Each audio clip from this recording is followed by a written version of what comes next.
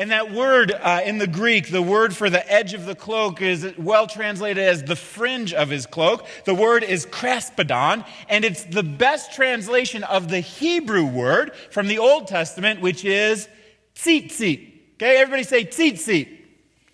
It's T-Z-I-T-Z-I-T. So if you're twittering right now, that's how it's spelled. T-Z-I-T-Z-I-T. And the tzitzit was actually the fringe or the edge or the tassel that was on the end of a prayer shawl. And this is a Hebrew prayer shawl right here. And this is called talit. Everybody say talit.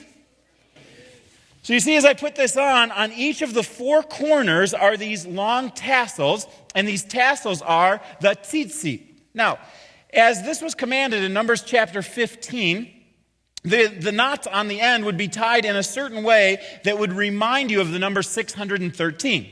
Because there were 613 commands in the Torah in the Old Testament that people should be obeyed. So these tassels were a tangible reminder of the Word of God and our desire to obey that Word of God. And they were also a tangible reminder of the presence of God. And oftentimes, they would be touched while the Hebrew leader, while the rabbi was praying. And so Hebrew men would have these. It was a very common thing to have these tzitzit on the edges of the garments that the leaders would be wearing.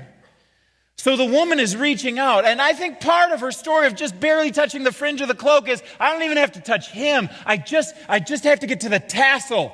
If I can get to the tassel, I'll be able to experience that power. But maybe she was thinking that this tassel is also something kind of special because it reminds her of the presence of God and it reminds her of the Word of God. And she thinks if that's held by this prophet, this Messiah, this kingdom bringer, that maybe if I just touch that, I'll be able to experience healing. And so she reaches out and she touches the tassel and she experiences the healing.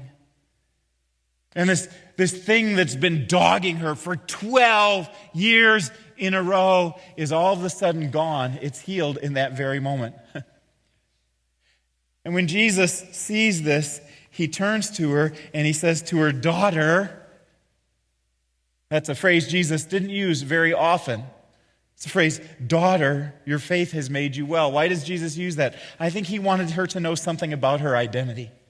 That her identity is not outcast, it's not second class, it's not doesn't belong in a crowd. She would have had to fight through the crowd, which would have been socially unacceptable, just to get to Jesus. That's how desperate she was. And he wanted her to know, you've got a new identity, and your identity is my daughter.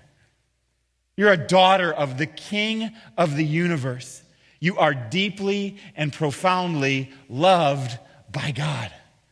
So he gives her healing and he gives her a new identity all in the same moment. That's the kind of thing that Jesus would do.